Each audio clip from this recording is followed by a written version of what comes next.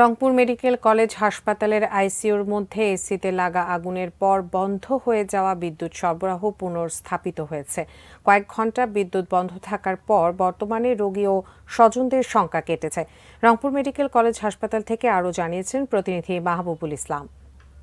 Rangpur medical college হাসপাতালের ICU ইউনিটে এসিতে অগ্নিকাণ্ডের ঘটনায় বেশ কিছুক্ষণ বিদ্যুৎ সরবরাহ বন্ধ থাকায় হাসপাতালে একটু আতঙ্ক ছড়িয়ে পড়ে। এই ঘটনার পরপরই হাসপাতালের ICU unit, CCU unit, burn এবং প্লাস্টিক সার্জারি ইউনিট এবং আরও দু একটি ওয়ার্ডে বিদ্যুৎ সরবরাহ বন্ধ হয়ে যায়, কিন্তু হাসপাতাল কর্তৃপক্ষ পরে দ্রুত সময়ের মধ্যে বিদ্যুৎ সরবরাহ পুনঃস্থাপনের ব্যবস্থা করে। এ ব্যাপারে কথা বলছি রংপুর মেডিকেল কলেজ হাসপাতালের আইসিইউর প্রধান চিকিৎসক ডাক্তার জামাল উদ্দিন মিন্টুর সাথে।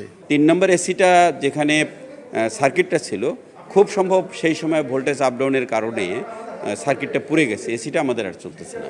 রুগীদের আমাদের এমার্জেন্সি লাইনে মনিটর চলছিল, কোনো রুগীও সরে নাই, স্টাফরাও সরে যায় নাই, সবাই সবার কাজ ঠিক মতো করছিল। এখন মোটামুটি মেডিকেল কলেজের সব ধরনের কাজকর্ম স্বাভাবিকভাবেই চলছে। এই ছিল রংপুর মেডিকেল কলেজের আইসিইউ ইউনিটের সামনে থেকে সর্বশেষ পরিস্থিতি।